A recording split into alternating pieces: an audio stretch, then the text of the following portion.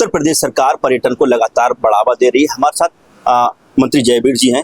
Sir, आज एक समीक्षा बैठक हुई, किस तरीके के क्या निर्णय? देखिए, आज की समीक्षा बैठक का मुख्य विषय था जो आने वाले समय में हम अयोध्या का दीपोत्सव और वाराणसी की धरती पर देव दीपावली का कार्यक्रम आयोजित करते हैं। विश्व स्तर के कार्यक्रम आयोजित हों। पिछले साल जो भी दीपों की संख्या या अन्य ने जो परफॉर्म किया था उससे और बेहतर इस बार के आयोजन को कैसे बना पाए, इसके विषय में समीक्षा भी की गई, अपेक्षित दिशा निर्देश भी दिए गए और उसकी तैयारी के लिए पूरी चाक चौबंद नोडल बनाने से लेकर सारे अन्य चाक चौबंद व्यवस्था सुनिश्चित करने के लिए आज समीक्षा भी की गई, निर्देशित भी किया गया और व्यवस्था दे करके इसको युद्ध स्तर पर शुरुआत करने के लिए आज चर्चा हुई। प्रदेश में पर्यटकों को रहने के लिए सस्ता मिल जाए, खाने पीने के सस्ता मिल जाए और लगातार जिस तरीके से संख्या बढ़ रही है, सस्ता हो सके इसके लिए पर्यटन ने एक व्यवस्था की है। उस व्यवस्था के तहत किस तरीके से लाभ?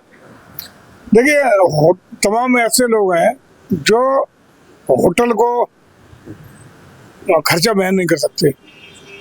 सस्ते में आवाज भी चाहिए, सुविधाएं मिले, उन्हें खाने पीने की व्यवस्था हो सके।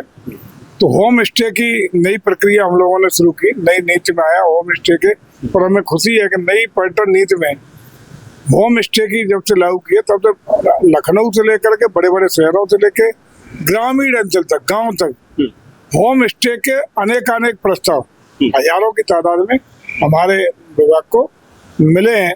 हम लोग उसको प्रस्तावों को आगे बढ़ाते हुए स्वीकृति देने का काम कर रहे हैं।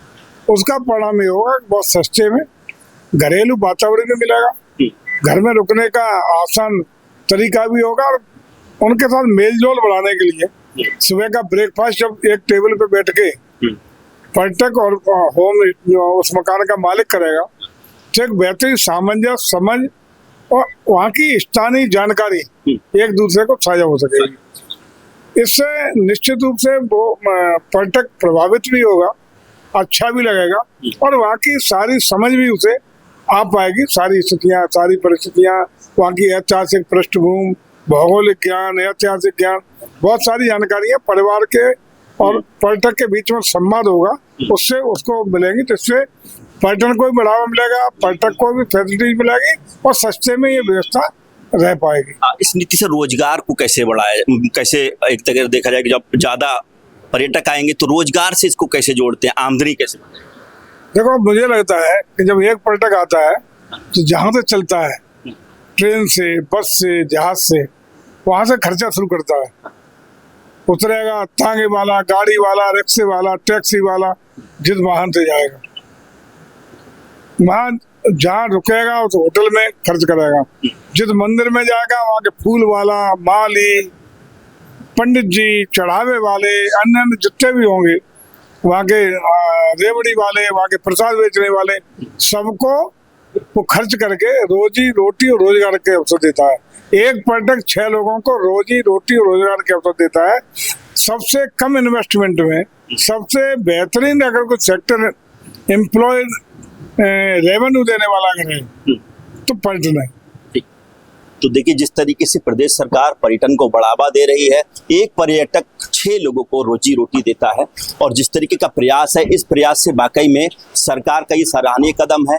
जहां एक समय था जब पर्यटकों को बड़े शहरों में या छोटे शहरों में जब पर्यटन स्थल तक पहुंचना होता था या जाना होता था तो स्थानीय उस लोकल सिटी में बड़ी महंगाई का सामना करना पड़ता था, लेकिन अब इस व्यवस्था से तमाम लोगों को सस्ते में रहने और खाने की जो व्यवस्था पर्यटन के द्वारा की गई है, ये वाकई में सराहनीय है, जिसका रिजल्ट भी ये है कि तमाम लोगों को रोजगार तो मिलेगा ही, इसी के साथ साथ तमाम वो लोग जो गांव देहात या कहीं भी प्रमुख पर्यटन स्थल के आसपास रहते हैं, उनके घर में एक फैमिली जैसा माहौल भी देखने को मिलेगा।